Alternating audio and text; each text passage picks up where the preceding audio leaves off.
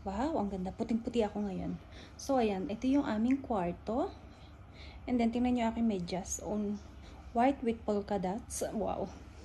So, ayan. Pagkatapos, punta tayo dito. Tingnan nyo, ang sarap ng buhay. O, ayan, mag-onseng. Ito ang ofuro. So, alam nyo ba, kaya nagmamahal ang room pag may kasamang ganito. Pag may kasamang ofuro. And then, ayan o.